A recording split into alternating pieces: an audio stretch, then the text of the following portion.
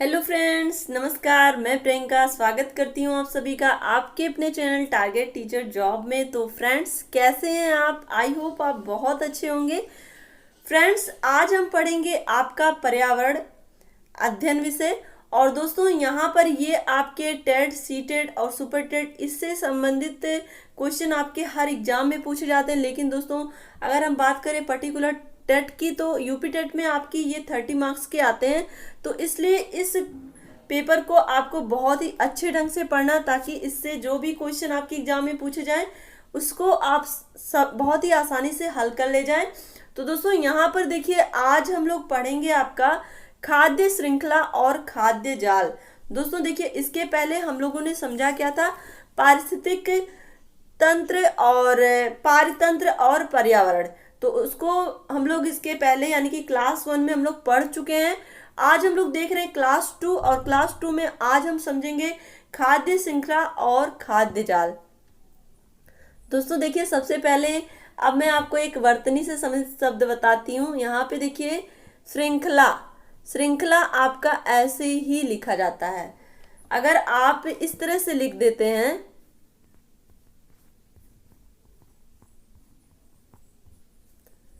तो ये totally wrong हो जाएगा। क्यों? क्योंकि यहाँ पे जो स्रा है ना, ये स्रा ऐसे नहीं बनेगा। यहाँ पे जो स्रा बनेगा केवल ऐसे बनेगा, श्रृंखला इस तरह का स्रा बनेगा। दोस्तों देखिए, जैसा कि हम लोग जब हिंदी पढ़ रहे थे तो मैंने आपको बताया था कि जिस तरह से आपका श्रृंगार लिखा जाता है, इसी तरह से आपका श्रृंखला भी लिखा जाता है। श्रृंगार में भी इस तरह से स्रा बनता है। नीचे इसमें एक जो लाइन हम लोग इस तरह से, जल्दी में हमारी आदत बन चुकी है ना, हम ऐसे बना देते हैं। तो ये जो यहाँ पर ये लाइन नहीं रहेगी, बल्कि केवल ऐसे रहेगा और ऐसे रहेगा। क्लियर? अब आपका ये वर्तनी का 1 नंबर का क्वेश्चन तैयार हो गया, अगर आपके एग्जाम में आता है तो। यहाँ पे देखिए, हमें हर सब्जेक्ट को रिलेट करके पढ़ना। ऐसा नहीं कि हम अगर पर्यावरण पढ़ रहे हैं तो पर्यावरण में ही केवल उसी के बारे में जाने, बल्कि हमें वर्तनी पे भी ध्यान देना है। और इंग्लिश से संबंधित अगर कोई चीजें आती हैं, जैसे यहाँ पे कंपोनेंट्स लिखा है, तो कंपोनेंट्स की स्पेलिंग क्या होती है।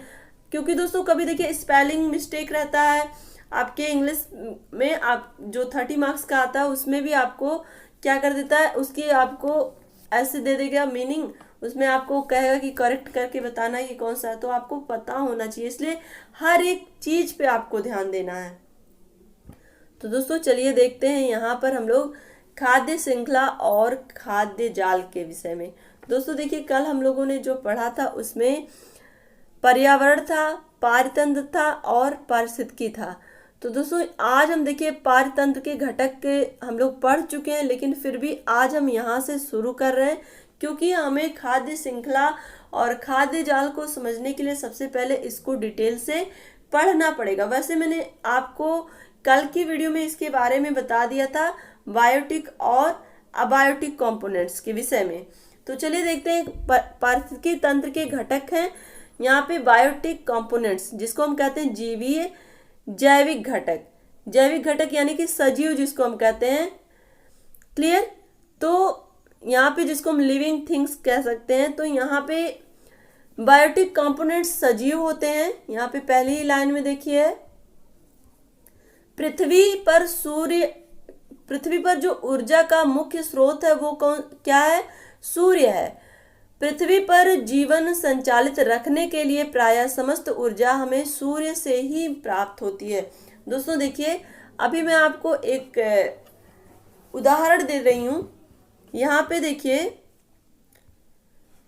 देखिए, सूर्य हो गया, ये आपका सूर्य, ये आपका सूर्य हो गया। सूर्य से यहाँ पे ये प्लांट हो गया। प्लांट, सूर्य से प्रकाश मिलता है, तभी जो प्लांट है अपना भोजन बनाते हैं और हमें ऑक्सीजन देते हैं।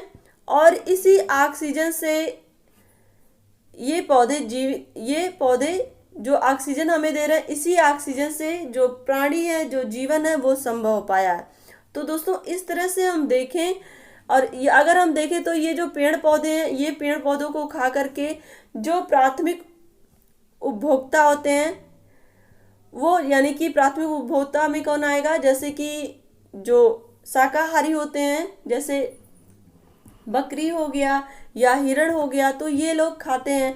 और इनको कौन खाता है, इनको हम कह सकते हैं, इनको बकरी को मनुष्य भी खाता है और बकरी को शेर भी खाता है। तो ये एक तरह से मनुष्य जो है ये शाकाहारी और मांसाहारी दोनों है, और शेर मांसाहारी। तो इस तरह से दोस्तों देखिए एक श्रृंखला सी बन जाती है कि जहां पर जो सूर्य है, इसी सूर्य की वजह से ही, सूर्य के प्रकाश की वजह से ही जो जीवन है वो हमारा संभव हो पाता। अगर सूर्य का प्रकाश नहीं होता तो जो पेड़ पौधे हैं वो अपना भोजन नहीं बना पाते, वो जीवित नहीं रह पाते। एक तरह से हम कह सकते हैं अगर वो जीवित नहीं रहेंगे तो हमें ऑक्सीजन नहीं मिलेगा, अगर ऑक्सीजन नहीं मिलेगा तो हमारा जो पृथ्वी है उस पर कोई भी जीवन संभव नहीं हो पाएगा। तो इस तरह से ऊर्जा का जो मेन स्रोत है वो क्या है, सूर्य है। समझ में आ गया? चलिए आगे देखते हैं। यहाँ पे देखिए पारिस्थितिकी तंत्र के जीवीय घटक 3 हैं। तो दोस्तों यहाँ पर देखिए पहला क्या, उत्पादक। उत्पादक में कौन आता है, पेड़ पौधे यानी कि प्लांट्स, जिनको हम कहते हैं स्वपोषी। स्वपोषी यानी कि वो अपना भोजन स्वयं बनाते हैं। तो इसके अंतर्गत वे सभी हरे पौधे आते हैं जो प्रकाश संश्लेषण यानी कि फोटोसिंथेसिस की क्रिया द्वारा CO2 एवं जल को पर्णहरित यानी कि क्लोरोफिल की उपस्थिति में सूर्य के प्रकाश के द्वारा ग्लूकोज में परिवर्तित करते हैं। तो दोस्तों ग्लूकोज के रूप में इनकी जो ऊर्जा रहती है ना वो संचित रहती है, जिससे कि वो अपना भोजन प्राप्त करते रहते हैं।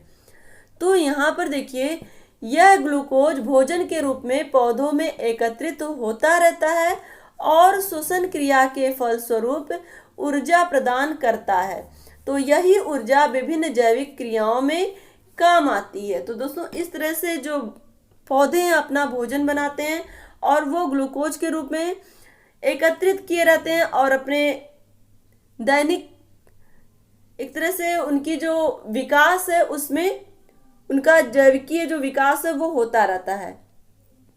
तो यहाँ पर देखिए ये सूत्र है जहाँ पे आपको इस तरह की क्रिया के माध्यम से जो पेड़ पौधे हैं वो क्लोरोफिल यानी सनलाइट और क्लोरोफिल की उपस्थिति में ग्लूकोज को कलेक्ट करते हैं और इस तरह से यहाँ पे उनका जो अपना दैनिक एक तरह से दैनिक क्या हम कह सकते हैं उनका जो अपना विकास है वो भी चलता रहता है और साथ ही साथ वो ऑक्सीजन छोड़ते हैं और कार्बन डाइऑक्साइड को ग्रहण करते हैं, जिससे कि जो पर्यावरण है वो संतुलित रहता है। तो दोस्तों यहाँ पर देखिए पौधे प्रकाश संश्लेषण की क्रिया में CO2 यानी कि कार्बन डाइऑक्साइड का अपचयन करते हैं तथा जल का उपचयन यानी कि ऑक्सीडेशन होता है। तो दोस्तों तो यहाँ पर जो पौधे होते हैं वो प्रकाश संश्लेषण की क्रिया में कार्बन डाइऑक्साइड का रिडक्शन करते हैं और जल का उपचयन यानी कि ऑक्सीडेशन करते हैं।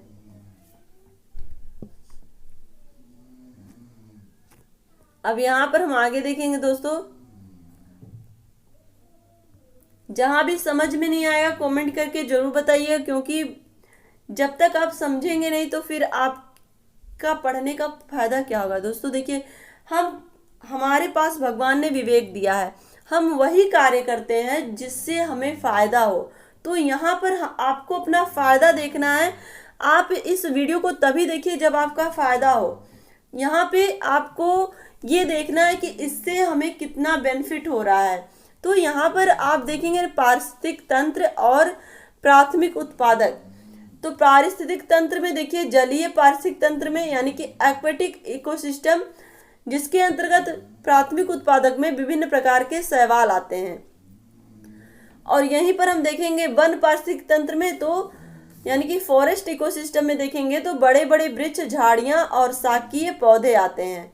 और अगर हम देखें घास स्थल यानी कि ग्रास लैंड में तो विभिन्न प्रकार की घासें आती हैं और शाकीय पौधे आते हैं। तो दोस्तों यहाँ पे वही बात करें हम फसल स्थल की यानी कि क्रॉप लैंड की, तो क्रॉप लैंड में उपस्थित फसल के पौधे आते हैं जो कि प्राथमिक उत्पादक के अंतर्गत आते हैं। तो दोस्तों प्राथमिक उत्पादक कौन होते हैं, जो अपना भोजन स्वयं बनाते हैं, जो प्रकाश है उसकी उपस्थिति में, ये प्राथमिक उत्पादक होते हैं।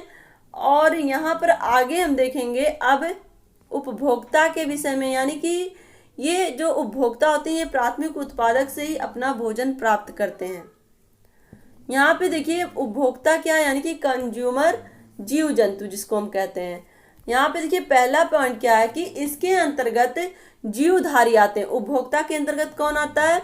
जीवधारी आते हैं, जो अपना भोजन प्राथमिक उत्पादकों यानी कि हरे पौधों से अथवा अन्य जीवधारियों को खाकर प्राप्त करते हैं। दोस्तों देखिए इसके पहले हमने क्या पढ़ा कि जो पेड़ पौधे थे वो अपना भोजन स्वयं बनाते हैं। उन्हें हम लोग भोजन बना के तो नहीं देते हैं, वो अपना भोजन सूर्य के प्रकाश में स्वयं बनाते हैं। लेकिन दोस्तों यहाँ पर अगर हम बात करें उपभोक्ता की, तो उपभोक्ता जो होते हैं वो पेड़ पौधों को खाकर या अन्य जीवधारियों को खाकर के ही अपना भोजन प्राप्त करते हैं। अब यहाँ पे देखिए दूसरा पॉइंट क्या है, प्राथमिक उत्पादकों में जिसमें हरे शाकीय पौधे, झाड़ियां, वृक्षों की पत्तियां आदि को ग्रहण करने वाले जीवधारियों को हम शाकाहारी यानी कि हर्बीवोरस तथा इन शाकाहारी जीवधारियों को खाने वालों को और अन्य जीवधारियों को, यानी कि अन्य जीवधारियों को जो लोग खाते हैं उनको हम क्या कहते हैं? मांसाहारी। यानी कि जो प्राथमिक उत्पादक को खाते हैं यानी कि पेड़ पौधों को खाते हैं उनको हम शाकाहारी की श्रेणी में रखते हैं, और जो पेड़ पौधों को खाने के साथ साथ शाकाहारी जीवधारियों को खाते हैं उन्हें हम मांसाहारी यानी कि कार्निवोरस के श्रेणी में रखते हैं। दोस्तों देखिए ये जो मीनिंग यहाँ पे आपकी स्पेलिंग लिखी हुई है शाकाहारी और मांसाहारी की, ये भी आप ध्यान रखिए, क्योंकि कभी कभी डायरेक्ट आपकी इंग्लिश में ही लिख देता है, हार्निवोरस और कॉर्निवोरस लिख देगा तो आप सोचेंगे ये है क्या, इसलिए आप इसकी स्पेलिंग भी ध्यान दीजिएगा, इसकी मीनिंग भी ध्यान दीजिएगा। अब दोस्तों यहाँ पर देखिए इस पर सभी उपभोक्ताओं में परपोषी गुण पाए जाते हैं।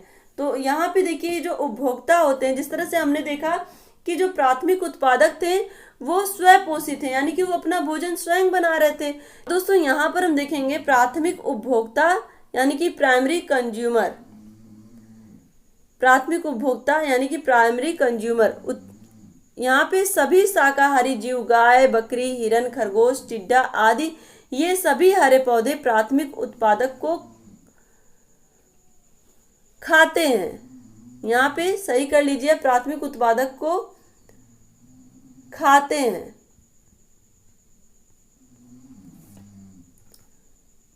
यहाँ पे प्राथमिक उत्पादक को खाते हैं, यानी कि जो प्राथमिक उपभोक्ता होते हैं ये सभी क्या होते हैं?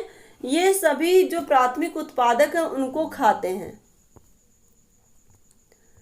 अब द्वितीय उपभोक्ता क्या होते हैं? यहाँ पे दोस्तों हम लोग कंज्यूमर के बारे में ही पढ़ रहे हैं, लेकिन इसमें भी आपको प्राथमिक द्वितीयक देखने को मिलेंगे। तो प्राथमिक में हमने देखा कि जो पेड़ पत्तियों को खा रहे हैं, यानी कि जिसमें बकरी, हिरन ये सब आ रहे हैं।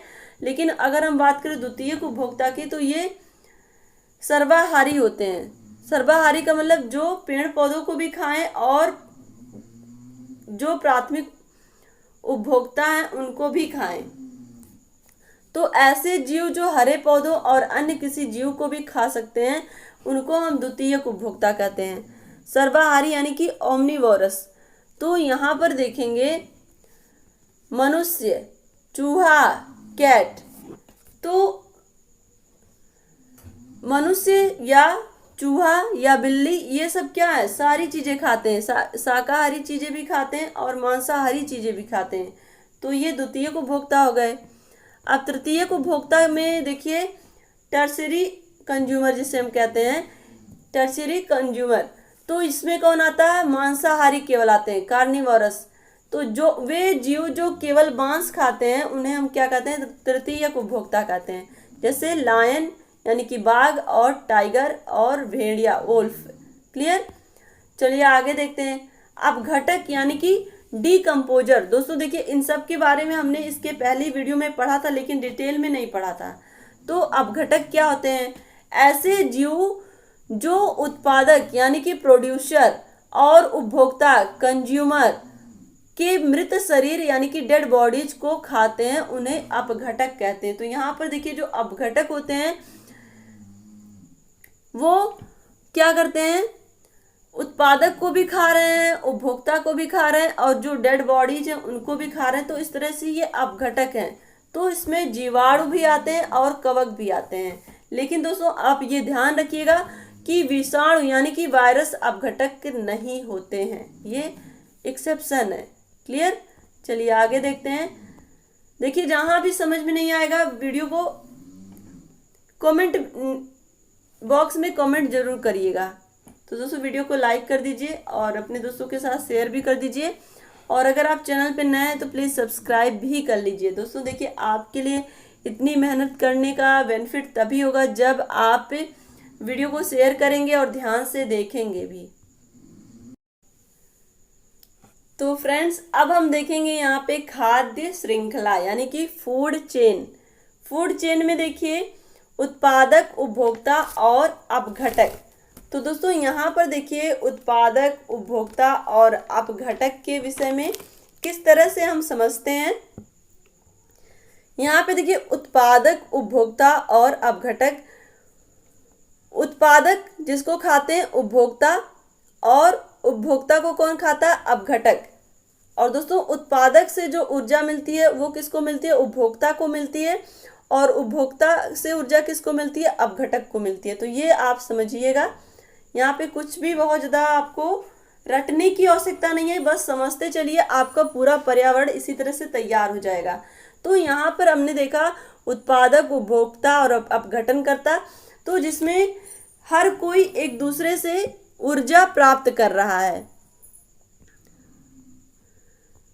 दोस्तों यहाँ देखेंगे इकोसिस्टम में एक जीव से दूसरे जीव में भोज्य पदार्थों का स्थानांतरण खाद्य श्रृंखला कहलाता है।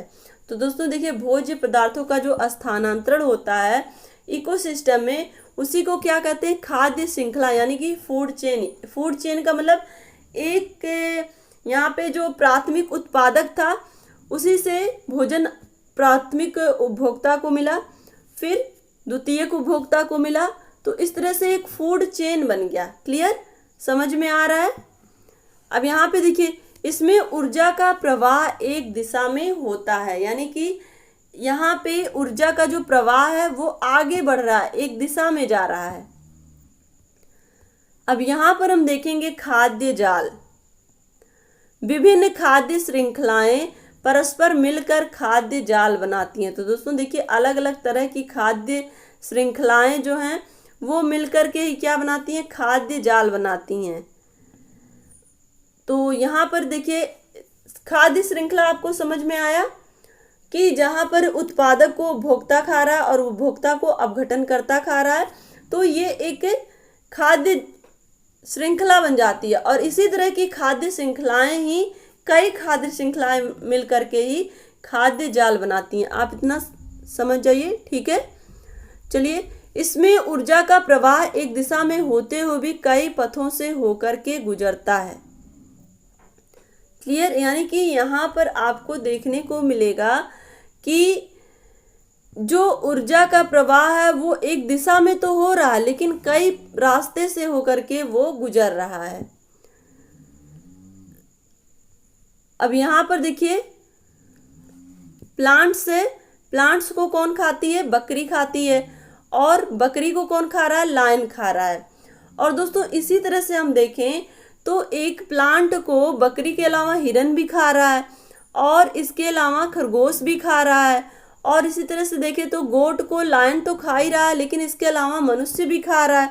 तो एक तरह से ये जो अलग अलग तरह की चेन बन रही है, इसी चेन को हम जब कई चेन एक साथ जोड़ रहे हैं तो वो एक खाद्य जाल बन जा रहा है। समझ में आ रहा है? चलिए आगे देखते हैं।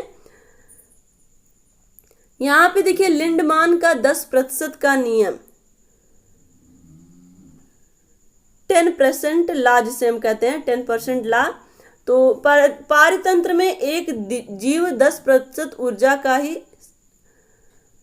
संचयन कर पाता है। यानी कि जो जीवधारी हैं जो एक दूसरे को खा रहे हैं, यहाँ पे जैसे यहाँ पे हम बात करें जो पेड़ पौधे हैं वो तो उत्पादक हैं, उन्हें जो ऊर्जा मिल रही है वो किससे मिल रही है? सूर्य से। तो वो अपने जैविक कार्यों में 90% ऊर्जा तो खर्च कर दे रहे हैं, लेकिन उनके पास बच कितनी रही है? 10%। और वो 10% जा रहा है किसके पास? जो उसको खाएगा उसके पास। और फिर उसको जो खाएगा उसका उसका 90% तो उसके पास खर्च हो गया, लेकिन उसका 10% फिर उसके पास, यानी कि उसको जो खाएगा। तो यहाँ पर जैसे कि आप समझने की कोशिश करिए, जैसे यहाँ पे प्लांट है, प्लांट ने कहाँ से ऊर्जा प्राप्त की थी? सन से, सन से प्राप्त की थी।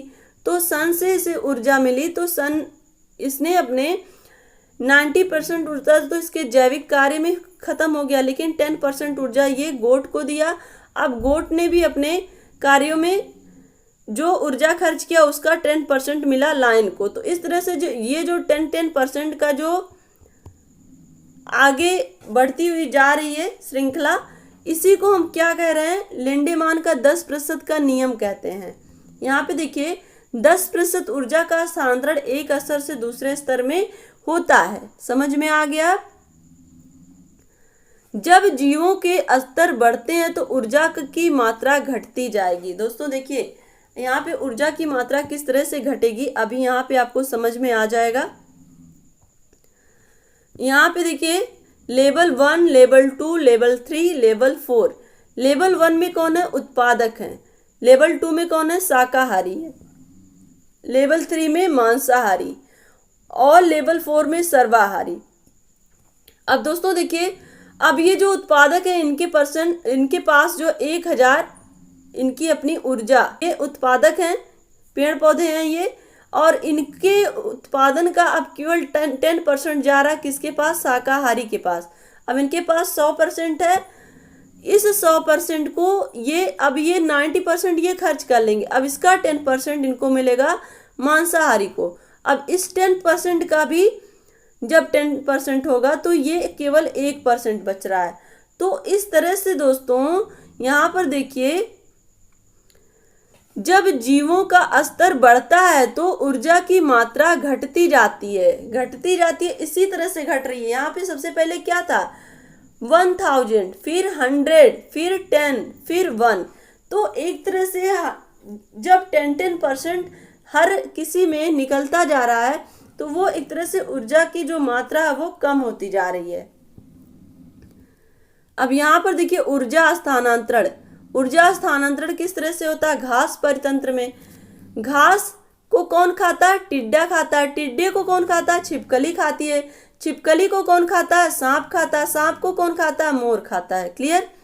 ग्रास, ग्रासहॉपर, लिजार्ड, स्नेक और पिकॉक। तो इस तरह से घास पारितंत्र में ऊर्जा का स्थानांतरण होता है। अब वहीं देखें हम वन पारितंत्र में, वन पारितंत्र में झाड़ियां हैं जो कि प्रथम उत्पादक हैं, और उनको कौन खा रहा है? खरगोश खा रहा है। खरगोश यानी कि यहाँ पे प्राथमिक उपभोक्ता है, और उसके बाद उसको खरगोश को भेड़िया खा रहा है, भेड़िए को शेर खा रहा है या चीता खा रहा है।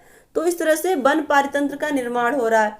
अब यहीं पर हम देखेंगे तालाब, तालाब पारितंत्र में यानी कि पॉन्ड इकोसिस्टम में शैवाल है। शैवाल को कौन खाते हैं? छोटी मछली। छोटी मछली को कौन खाता है? बड़ी मछली। और बड़ी मछली को बगुला, सारस और बत्तख खाते हैं। तो इस तरह से only 10% energy is transferred from one level to another level. तो दोस्तों यहाँ पर आपको ये समझ आ गया कि किस तरह से केवल 10% ऊर्जा ही ट्रांसफर हो रही है एक लेवल से दूसरे लेवल में। क्लियर? तो फ्रेंड्स आगे देखते हैं। प्रत्येक पारितंत्र के जंतु केवल 10% ऊर्जा ही अगले को देते हैं। क्लियर हो गया? चलिए आगे देखते हैं पारिस्थितिक पिरामिड से। अब दोस्तों पारिस्थितिक पिरामिड का विचार सर्वप्रथम चार्ल्स एटन ने 1927 में रखा था। दोस्तों होता क्या पारिस्थितिक पिरामिड, चलिए आगे देखेंगे। यहाँ पे देखिए किसी भी पारिस्थितिक तंत्र के प्राथमिक उत्पादक एवं विभिन्न श्रेणी के उपभोक्ताओं यानी कि प्रथम, द्वितीय, तृतीय और उच्च श्रेणी के जंतुओं की संख्या जीवभार तथा संचित ऊर्जा में परस्पर संबंध होता है और इन संबंधों को जब चित्र के रूप में दिखलाया जाता है तो इन्हें पारिस्थितिक पिरामिड कहते हैं। तो दोस्तों यहाँ पर देखिए, जब हम जो जीवभार और जो संचित ऊर्जा है इनका जो अपना संबंध होता है, यानी कि जो प्राथमिक उपभोक्ता, द्वितीयक और तृतीयक और उच्च श्रेणी के जो भी जंतु हैं, इनकी जो संख्या भार है, जो जीव भार है, उनको हम किस तरह से दर्शाएं और इनके जो आपस में जो संबंध है उनको किस तरह से दिखाएं, उनको दिखाने के लिए ही हम जिस पिरामिड का प्रयोग करते हैं उसको क्या कहते हैं, पारिस्थितिक पिरामिड।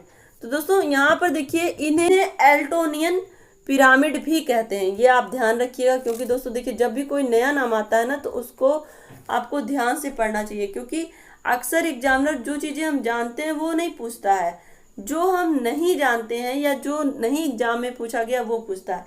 तो एल्टोनियन पिरामिड्स भी कहते हैं पारिस्थितिक पिरामिड को। पारिस्थितिक पिरामिड का काम क्या होता है कि जो संबंध है प्रथम, द्वितीय और तृतीय श्रेणी के जो भी उपभोक्ता हैं उनका अपना जो संबंध है उसको किस तरह से दर्शाया जाए एक चित्र के माध्यम से, उस चित्र के माध्यम को दर्शाना ही क्या कहलाता है, पिरामिड कहलाता है। यहाँ पे देखिए पहला इसमें है दोस्तों जीव संख्या का पिरामिड। तो जीव संख्या के पिरामिड में प्राथमिक उत्पादक आते ही आते हैं और उपभोक्ताओं की संख्या भी इसमें जुड़ी होती है। तो यहाँ पर सबसे पहले हम देखेंगे दोस्तों घास स्थलीय पारितंत्र या फसल भूमि पारितंत्र। तो ये एक सीधा पिरामिड होगा, यानी कि अपराइट पिरामिड होगा, जिसमें जो घास या फसल वाला एरिया होगा वो सबसे ज़्यादा होगा। इसलिए देखिए यहाँ पे नीचे का जो पोर्शन आपको दिख रहा है वो सबसे चौड़ा है और ऊपर धीरे धीरे पतला होता गया है। तो घास स्थल के पिरामिड में घास को कौन खाएगा, हिरन या खरगोश, और हिरन को कौन खाएगा, शेर खाएगा। इसी तरह से फसल को कौन खाएगा, हिरन या फिर खरगोश, और उसको कौन खाएगा, शेर खाएगा। तो इस तरह से घास का जो और फसल भूमि तंत्र का जो पिरामिड है वो बिल्कुल सीधा पिरामिड होता है। तो दोस्तों आपके एग्जाम में इसी सीधे ऐसे ही क्वेश्चन पूछता है कि घास परतंत्र का पिरामिड कैसा बनता है, अपराइट बनता है। क्लियर, ये आपको ध्यान रखना है। अब यहाँ पे देखिए एक पेड़ पारितंत्र, तो इसको हम क्या कहेंगे, ट्री इकोसिस्टम। ट्री इकोसिस्टम, तो ट्री इकोसिस्टम में क्या होता है, यहाँ पे एक पेड़ है, पेड़ पे आप देखेंगे एक पेड़ पे बहुत सारे, पेड़ तो एक ही लेकिन उस पे बहुत सारी पंछी बैठे रहते हैं, बहुत सारे पंछी हैं। और उस पंछी के अलावा भी दोस्तों उस पे बहुत सारे कीड़े हैं, इंसेक्ट, जो उसके जड़ से लेकर पत्तों में कहीं ना कहीं चिपके हुए हैं।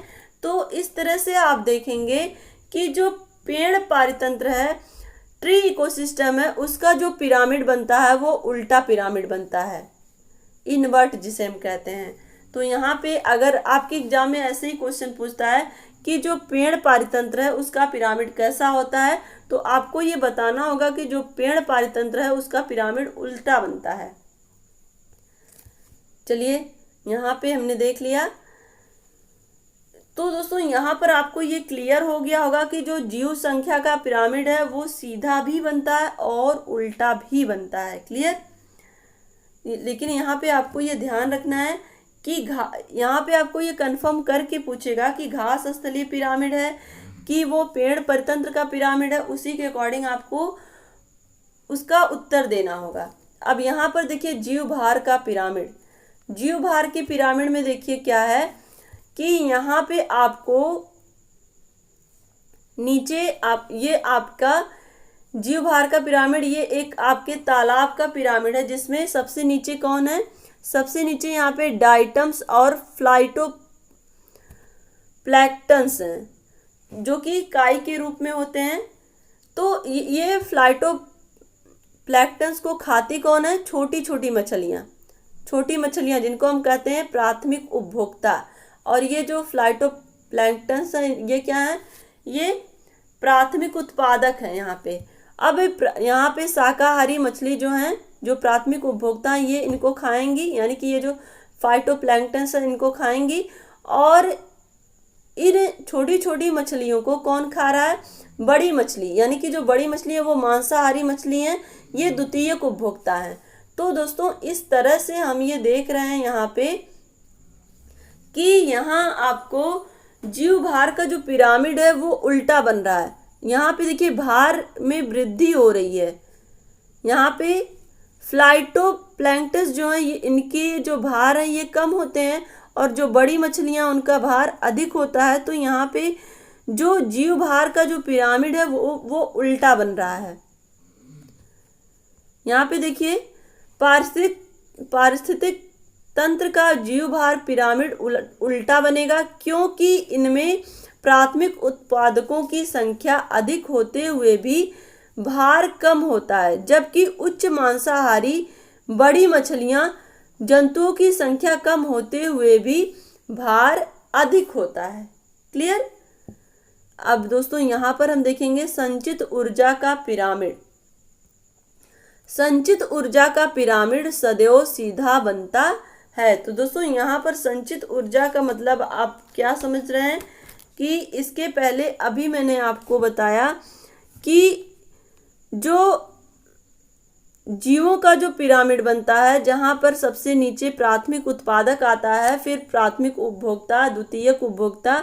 तो यहाँ पे जो संचित ऊर्जा है वो, यहाँ पे जो लिंडेमान का नियम हमने देखा जिसमें 10% ऊर्जा स्थानांतरित होते जा रही है, तो वो संचित ऊर्जा का पिरामिड सदैव कैसा होता है? सीधा बनता है। क्लियर? अब दोस्तों यहाँ पर हम देखेंगे इंपॉर्टेंट फैक्ट्स जो आपके एग्जाम में पूछे जाते हैं। दोस्तों देखिए यहाँ पे दीर्घ दीप्तकाली पौधे कौन होते हैं? पालक, गेहूं, जौ, जो कि ग्रीष्मकालीन पौधे होते हैं। दीर्घ दीप्तकाली का मतलब जिनको ज्यादा प्रकाश की जरूरत होती है, जो कि ग्रीष्मकालीन पौधे होते हैं। इसके पहले हम लोगों ने पढ़ा था अल्प दीप्तकाली पौधे, जिसमें हमने पढ़ा था सोयाबीन। तो उन्हें कम, सोयाबीन और तंबाकू था जिन्हें कम धूप और उन्हें शीत की आवश्यकता होती है। फ्रेंड्स यहाँ पर हम देखेंगे नेक्स्ट, यहाँ पे नेक्स्ट है यूट्रिकुलेरिया, नेपेंथिस, डायोनिया और ड्रोसेरा। ये कैसे पौधे हैं? ये कीट भक्षी पौधे हैं। दोस्तों ऐसे ही आपके एग्जाम में दे देगा और पूछेगा ये क्या है, तो आप इस नाम से परिचित रहेंगे तो आपको ये समझ आ जाएगा कि ये कीट भक्षी पौधे हैं।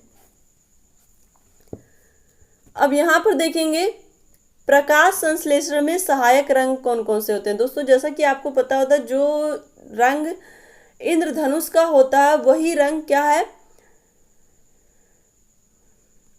पूरे प्रकाश संश्लेषण में होते हैं। लेकिन सबसे सहायक रंग कौन से होते हैं? लाल एवं नीला। लाल और नीला रंग प्रकाश संश्लेषण में सहायक रंग होते हैं।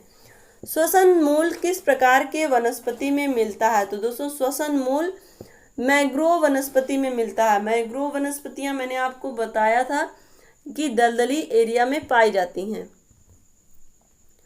यहाँ पे देखिए प्रकृति का मेहतर कहा जाता है। तो दोस्तों जो अपघटक एवं कवक होते हैं इनको क्या कहा जाता है? प्रकृति का मेहतर कहा जाता है।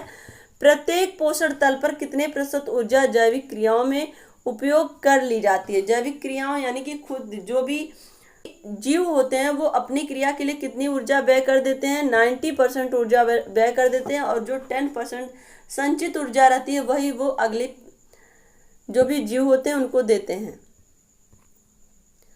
यहाँ पे देखिए एक वृक्ष के पारिस्थितिक तंत्र का संख्या पिरामिड कैसा बनेगा? तो वो उल्टा बनेगा। आपको अभी देखा ही। इसी तरह से क्वेश्चन पूछे जाएंगे दोस्तों। प्रत्येक पोषण तल के जंतु कितना प्रतिशत ऊर्जा अगले पोषण तल को देते हैं? तो 10% ऊर्जा देते हैं। दोस्तों देखिए मेरा यहाँ पे ये आपके इम्पोर्टेंट फैक्ट लिखाने का यही मतलब है कि आप एकदम एग्जैक्ट प्रश्न से भी परिचित रहिए, और साथ ही साथ आप थ्योरी वाले पोर्शन को भी जानिए। तो यहाँ पर देखिए अब नेक्स्ट है वन के पेड़ों की छालों पर उगे मिलते हैं। क्या मिलते हैं? लाइकेन। अब यहाँ पे देखिए लवणीय मृदा में उगने वाले पादपों को क्या कहते हैं? हेलोफाइट कहते हैं। मरुस्थल में उगने वाले पौधे क्या कहलाते हैं? जीरोफाइट कहलाते हैं। हैदराबाद में स्थित हुसैन सागर झील किस जीव की वृद्धि से नष्ट हुआ? तो दोस्तों जलकुंभी। जलकुंभी ऐसा है ना कि जो पानी में बहुत ही तेजी से ग्रो करता है और उसके बाद उसमें जो भी चीजें रहती हैं उसको ढक लेता है, यानी कि वो एक तरह से आतंक कहा जाता है, इसको जल का आतंक भी कहते हैं। तो इस तरह से आप परिचित रहिए इस तरह के क्वेश्चन से। तो दोस्तों आज का सेशन आपको कैसा लगा कमेंट करके बताइएगा, और वीडियो को लाइक करिएगा, अपने दोस्तों के साथ शेयर करिएगा, और अगर आप चैनल पे नए हैं तो प्लीज़ चैनल को सब्सक्राइब तो जरूर कर दीजिएगा। मिलते हैं दोस्तों नेक्स्ट वीडियो में। अपना ध्यान रखिए, अपनों का ध्यान रखिए, अपने आसपास सफाई रखिए। हमसे जुड़ने के लिए बहुत बहुत धन्यवाद। Take care, bye bye, love you all, जय हिंद।